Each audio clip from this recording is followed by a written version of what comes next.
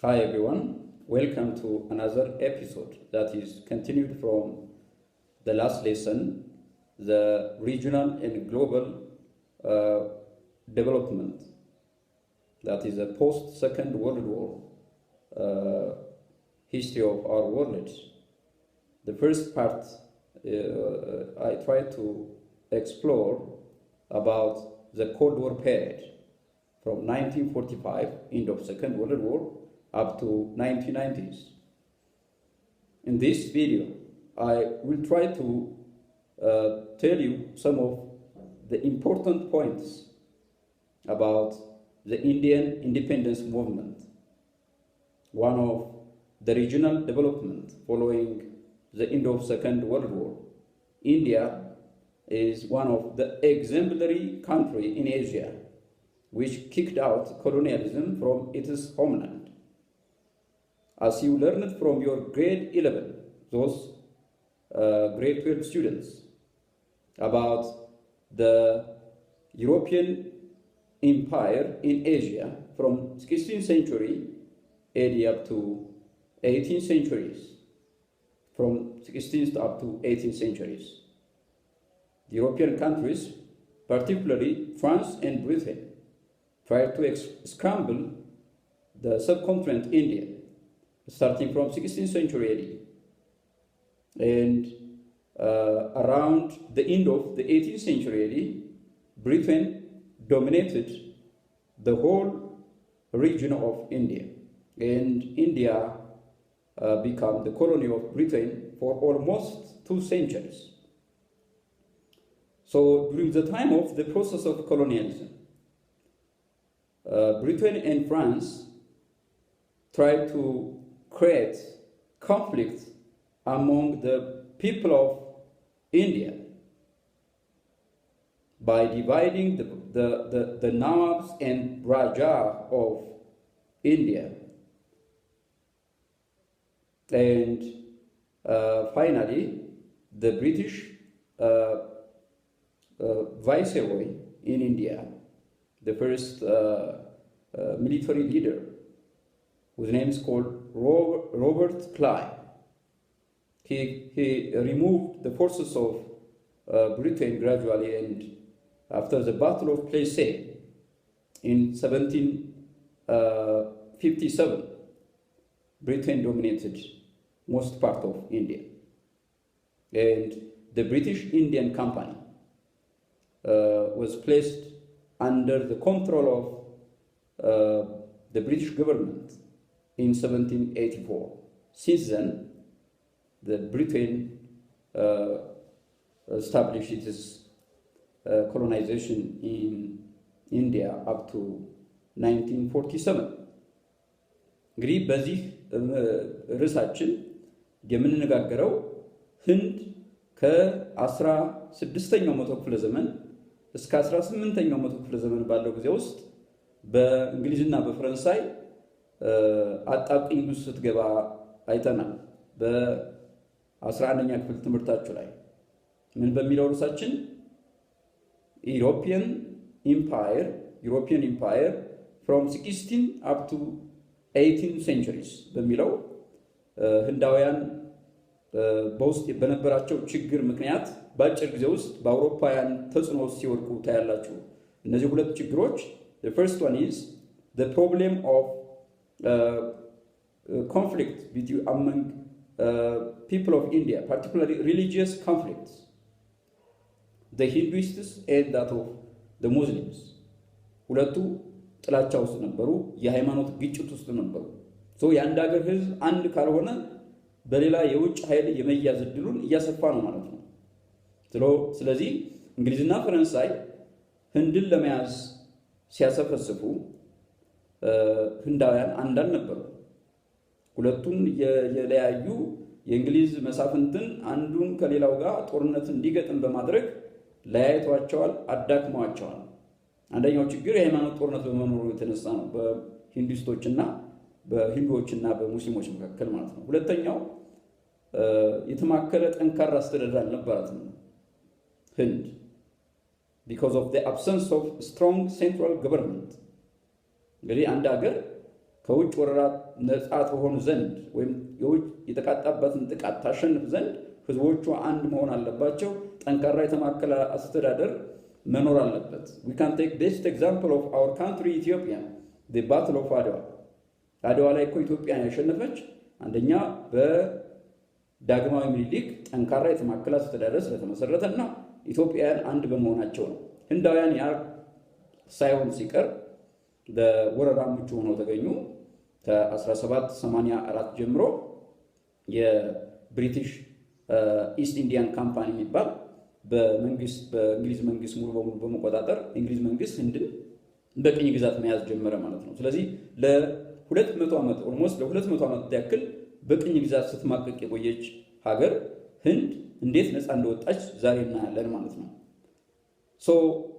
ሁሌም የትግል እንቅስቃሴ ኦርጋናይዝ የሚያደርግ አካል ወይም ደግሞ የትግል አደረጃጀት መኖር አለበት። ህንድ ነፃ ተወጣ ዘንድ በ1885 አንድ ድርጅት ሲፈጠር ታያላችሁ። the Indian National Congress.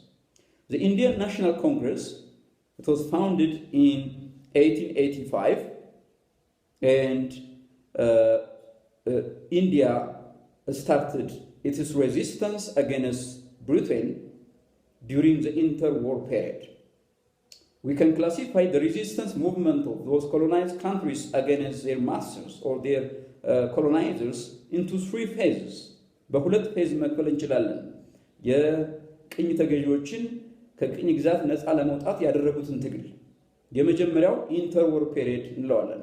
I mean the early movement ቅኝ ገዢዎች አስቀድመው የአፍሪካን ህዝብ የአፍሪካን ሀገራት የኤዥያን ሀገራት ሌሎችንም ለመቆጣጠር ሲሞክሩ በቅኝ ግዛት ላለመያያዝ ያደረጉትን ትግል ማለት ነው። ኦልሞስት ከ1880ዎቹ 70ዎቹም ወደ ኋላ ሊሄድ ይችላል እስከ አንደኛው ዓለም ጦርነት ድረስ ያለውን the early movement ልንለው እንችላለን። ከአንደኛው ዓለም ጦርነት በኋላ ሁለተኛው ዓለም ጦርነት እስከሚነሳ ድረስ ከ1918 እስከ 1939 ድረስ ያለውን ደግሞ ኢንተርወር ፔሪየድ ሬዚስታንስ ሙቭመንት እንለዋለን። እንግዲህ የመጀመሪያው ስኬታማ አልሆኑም። ብዙ በቅኝ ግዛት የተቃጣባቸው ሀገሮች ቅኝ ግዛትን ለማስወገድ ስኬታማ አልሆኑም ኤክሴፕት ኢትዮጵያ። ከኢትዮጵያ በስተቀር ላይቤሪያ ሌላ ታሪክ ያላት በአሜሪካ ተጽዕኖ ውስጥ የነበረች ሀገር ነች። ኤክሴፕት ኢትዮጵያ ታግለው ያሸነፉ ሀገራት አልነበሩ። ቅኝ ግዛት ተቃጦባቸው ታግለው ያሸነፉ አልነበሩ። በሁለተኛው ሬዚስታንስ ሙቭመንት ግን ኢንተርወር ፔሪየድ there was little success because there was some sort of organizations አደረጃጀቶች ነበሩ። በተደራጀ መልኩ ለመዋጋት ሞክረዋል። ሶስተኛው አፍተር ሰከንድ ወርልድ ዋር ሁለተኛው ዓለም ጦርነት በኋላ እነዚህ ኢምፔሪያሊስት ካንትሪስ የሚላቸው ሀገራት የአውሮፓ ሀገሮች በጦርነቱ ስለወደሙ ቅኝ ግዛትን አጥብቀው መያዝ ስላልቻሉ እንዴት እንደለቀቁ በሌላ ቻፕተር እንመጣበታለን። በዚህ በኢንዲያን ጉዳይ ግን በ1880ዎቹ ጀምሮ ኢንዲያን ናሽናል ኮንግረስ የሚባል አደረጃጀት ተደራጀ። ትግሉን በኢንተርወር ፔሪየድ አጧጥፈው ቀጠሉበት ህንዳውያን። But in 1906 the Muslim League had split away from the Indian National Congress. አሁንም ህንድ ሌላ የተለየ ቡድን ሲፈጥርባት ያላችሁ ህንዳውያን አሁንም አንድ አልሆኑ። ምንም እንኳን the ናሽናል ኮንግረስ የሚባል አደረጃጀት ቢፈጥሩም በአጭር ጊዜ ውስጥ በ1906 ሙስሊም ሊግ የሚባል ከአይኤንሲ ወይም ኢንዲያን ናሽናል ኮንግረስ ተገንጥሎ ሲወጣ ያላችሁ የሙስሊሞችን መብት በማስጠበቅ ሰበብ ከአይኤንሲ ተገንጥሎ ወጣ ማለት ነው። ስለዚህ ሁለት አደረጃጀት ማለት ነው፣ ሙስሊም ሊግ ኤንድ አይኤንሲ። So the Indians continued their resistance movement against the white settlers, but the response of the British soldiers was very harsh.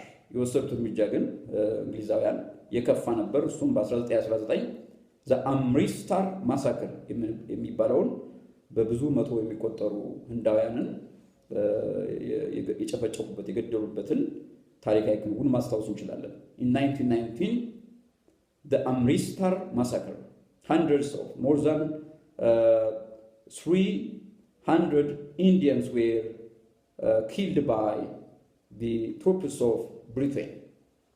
እንግሊዛውያን ወደ 370 በላይ የሚሆኑ ህንዳውያንን የገደሉበት ታሪካዊ ክንውን ነው አምሪስታር ማሳከር አምሪስታር የሚባል ቦታ ላይ ያደረጉት ጭፍጨፋ ነው ማለት ነው From that time onwards the Indians changed their system of resistance from violent resistance to non-violent resistance that is the civil disobedience campaign which was led by the Mahatma Gandhi እንግዲህ የህንድ ታሪክ ሲነሳ ጋንዲን አለማስታወስ አይቻልም So Gandhi mobilized the civil disobedience campaign civil disobedience campaign ምንድነው without waging war without violent struggle ምን አይነት ትግል ነው የእንግሊዛውያን ባለስልጣናትን ባለመታዘዝ የሚደረግ ትግል ነው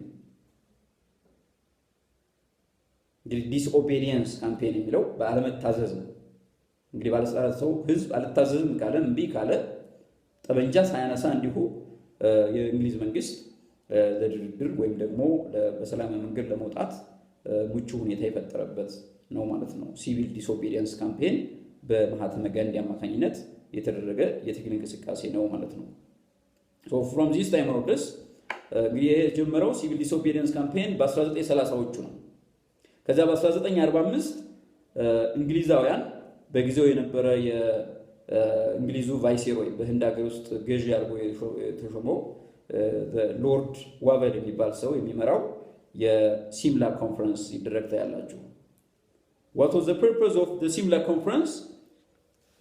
It tried to the British government tried to under this Lord Wavell, the viceroy of Britain in India, Lord Wavell, he tried to establish, new executive council and new constitution for India. እንግዲህ ህንድን ህዝብ በተሻለ መልኩ ለማስተዳደር ታሳቢ ያደረገ አዲስ ኤግዜክቲቭ ካውንስል እና ኤግዜክቲቭ ካውንስል እንዲሁም አዲስ ህገ መንግስትን ለመጻፍ ፕሮፖዝ ያደረገ ነው የሲምላ ኮንፈረንስ ህንዳውያን ግን ፍጹም ነፃነት ነው የሚፈልጉት so the INC both the INC leaders and that of the Muslim League rejected the proposal of Britain the Simla conference የነበረውን ፕሮፖዛል ሪጀክት አደረጉባቸው እነማን የINC መሪዎች እነ ማህተመ ጋንዲ እነ ጃዋሃርላል ኔህሩ እና ፓቴል የሚባል ታጋይ እነዚህ ሶስቱ ጃዋሃርላል ኔህሩ ጋንዲ እና ፓቴል እና የሞሐመድ አሊ ጂናህ የሚባለው የሙስሊም ሊግ መሪ ማለት ነው ሞሐመድ አሊ ጂናህ ሙስሊም ሊግ አስቀድሞ 1906 ተገንጥሯል ብያቸዋለሁ ከአይኤንሲ ማለት ነው ሶ የእንግሊዝን ፕሮፖዛል ሪጀክት አደረጉባቸው ማለት ነው What's next therefore in 1946 the Indians were allowed to establish what a provisional government and legislative assembly under British colonial rule control provisional government እንዲቋቋም ተደረገ የዚህ provisional government መሪ ወይም ደግሞ የጊዜያዊ አስተዳደሩ መሪ ኔህሩ ጃዋሃርላል ኔህሩ ነው ተሾመ የሙስሊም ሊግ ደግሞ ህንድ ለመገንጠል እቅዱን ያዘበት ጊዜ ነው ማለት ነው the Muslim League was calling to separate from India እንግዲህ ከህንድ ለመገንጠል የመጀመሪያውን ጥያቄ ያነሳችው ፓኪስታን ነች ማለት ነው part of India ፓኪስታን ከዛ ከፓኪስታን በኋላ ደግሞ ባንግላዴሽም እንደዚህ ውስጥ ተገነጠል ታያላችሁ እና so the last British viceroy to India whose name is called Lord Louis Mountbatten he convinced the British government to left out from India and finally India proclaimed its independence on 26 January 1947 so it became the first country to proclaim its liberation so ነፃነቷን ቀድማ በማግኘት ባለም ከዚህ ከኤዥያ ሀገራት ወይም ከአፍሪካ ሀገራት በፊት ማለት ነው ቀዳሚ ቦታ የምታገኘው ወይም ደግሞ ከቅኝ ግዛት ነፃ በመውጣት ህንድ ነች ማለት ነው። ሶ ህንድ ለሌሎች ሀገራት በተለይ ለአፍሪካ ሀገራትም ትልቅ ተምሳሌት ነች ማለት ነው ከቅኝ ግዛት በመላቀቅ። But new problem emerged in India. After the liberation of India under the leadership of Jawaharlal Nehru in 1947, and Pakistan also became another newly merged nation under its leader Mohammed Ali Jinnah. Problem emerged. The problem was the religious conflict continued in India, in Pakistan as well. ሁለት ሀገሮች ተፈጠሩ ማለት ነው። ፓኪስታን as an independent nation በጆሃራል ነህሩ የምትመራ ማነው በሙሐመድ አሊ ጂና የምትመራ፣ ህንድ ደግሞ ነፃ ሀገር ሆና በጆሃራል ነህሩ የሚመሩ ሀገሮች ተፈጠሩ ማለት ነው። ከዚያ በኋላ የተከሰተው ምንድነው? የሃይማኖት ግጭት ነው። ሙስሊምስ እንግዲህ ፓኪስታን የሙስሊም ሀገር ሆና ህንድ ደግሞ ሴኩለር ካንትሪ። ያው ህንድ ውስጥ ብዙዎቹ ኦፍ ኮርስ በሂንዱይዝም እምነት ውስጥ ያሉ ሃይማኖት ውስጥ ያሉ ናቸው። ሶ አንዱ ሌላውን ማሳደድ ጀመረ። From India, the Indian Hinduists expelled, killed, and beaten a number of Muslims from their homeland, India. Of course, India is for all before that, for Muslims, for Hinduists, and for others. But Hinduists started to kill Muslims in India, and the people of Pakistan killed number of Hinduists in Pakistan, and people migrated from Pakistan. Hinduists migrated from Pakistan to India, and Muslims from India migrated towards Pakistan. ይሄ ሌላ ችግር ነበር ማለት ነው። በህንድ ሀገር የሃይማኖት እልቂት አስከተለ ማለት ነው። ይሄን ለማስቆም ማህተመ ጋንዲ ብዙ ሰርቷል፣ ግን ናሽናሊስቶች ገደሉት። ሂንዱይስቶች ራሳቸውን የገደሉት ጋንዲን ማለት ነው። And after some decades, in 1971, from Pakistan, Bangladesh raised the question of secession, and it was seceded from Pakistan. In the former India as an empire or colonial empire of Britain later divided into three: Bangladesh, India, and Pakistan. Because in 1971, Bangladesh separated from India. from Pakistan. So ሶስት ሀገሮች ተፈጠሩ ማለት ነው። በአሁኑ ሰዓት ሁለቱ የኒውክሊየር ባለቤቶች ናቸው፣ ፓኪስታን እና ህንድ። ባንግላዴሽም እንደዚሁ ራሷን የቻለች ሀገር ሆና ተፈጠረች ማለት ነው። በዚህ መልኩ የህንድ የነፃነት ጥያቄ እንዴት እንደሆነ ባጭሩ ነገርኳችሁ። አሁን ደግሞ ስለ ኢንዶኔዥያ ባጭሩ አስረዳችኋለሁ ማለት ነው። ኢንዶኔዥያ እንዴት ከደቾች ነፃ እንደወጣች ደግሞ አይተን የዛሬውን ትምህርታችንን እናጠናቅቃለን ማለት ነው። Indonesia is a part of the colony of Dutch or the Holland, now also known as Netherlands. ኢንዶኔዥያኖች ነፃ ይወጡ ዘንድ አስቀድሞ የቮልስክራድ በደች ቋንቋ ቮልስክራድ ወይም ደግሞ ፒፕልስ ካውንስል የሚባል አደረጃጀት ተፈጠረ ይላል። it was a colonial parliament established by the Dutch። ያው ለኢንዶኔዥያኖች ነፃነት በመስጠት ሰበብ የተቋቋመ ፒፕልስ ካውንስል ነው ቮልስክራድ የሚባለው። ከ1857 እስከ 1902 እየሰራ ነው። ነገር ግን ደቾችን ሙሉ ነፃነት የሚሰጥ አልነበረም። ስለዚህ ደቾች ትግልን ጀመሩ። በ1931 በተለይ ናሽናል ፓርቲ የሚባል ወይም ደግሞ ኢንዶኔዥያን ፓርቲ የሚባል አደረጃጀትን ካቋቋሙ በኋላ በሱካርኖ አማካኝነት under the leadership of Sukarno, Indonesian party was formed.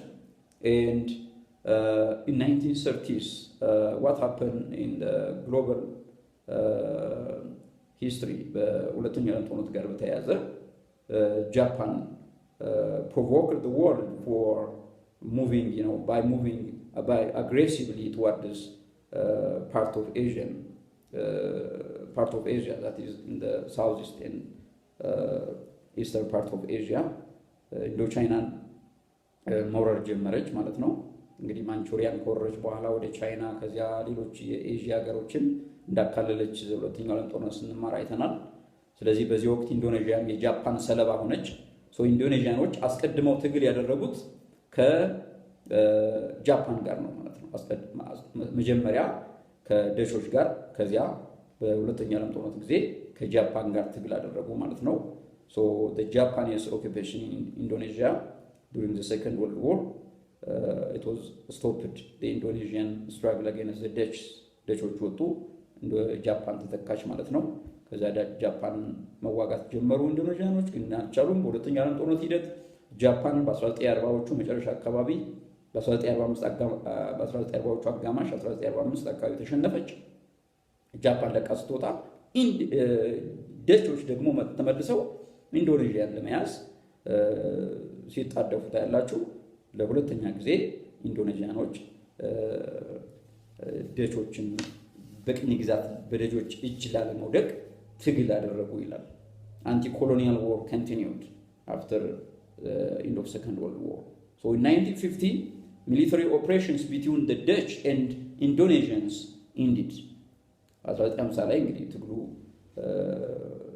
ያጋጋተመ ምክንያቱም ትራንዚሽናል መንግስት ይቋቋም ታያላችሁ 1950 ጀምሮ ማለት ነው እንግዲህ ደቾች በሁለተኛው ዓለም ጦርነት ተዳክመው ከወጡ በኋላ እንግዲህ ዳግመኛ ቅኝ ግዛት ለመመስረት ነው የመጡት ስለ የኢንዶኔዥያን የትግል እንቅስቃሴ ሊቋቋሟቸው አሉ ስለዚህ በ1950 የጊዜያዊ መንግስት የሽግግር መንግስት ተቋቋመ የሽግግር መንግስት ምን ተብሎ ይታወቃል ኔዘርላንድስ ኢንዶኔዥያን ዩኒየን ተብሎ ይታወቃል ኔዘርላንድስ ኢንዶኔዥያን ዩኒየን it was formed in 1950 and after some years in 1956 the union was dissolved and Indonesia became an independent republic on May 1956 and its first president became Sukarno so Sukarno የመጀመሪያው የነጻይቱ ኢንዶኔዥያ መሪ ሆኖ በ1956 በግንቦት ወር ውስጥ ኢንዶኔዥያ ነጻነቷን አገኘች ነው የሚለው በሚቀጥለው ሌላ የሪጂናል ዴቨሎፕመንት በተለይ በዚሁ በሚድል ኢስት አካባቢ ነበረን ታሪክ the Arab Israeli conflict የሚል ርዕስ እናያለን እስከዚያው ሰላም ሁኑልኝ ጥያቄ ካላችሁ በኮሜንት መስጫው ቦታ ላይ ልጽፉልኝ ይችላልላችሁ I will respond immediately and have a nice time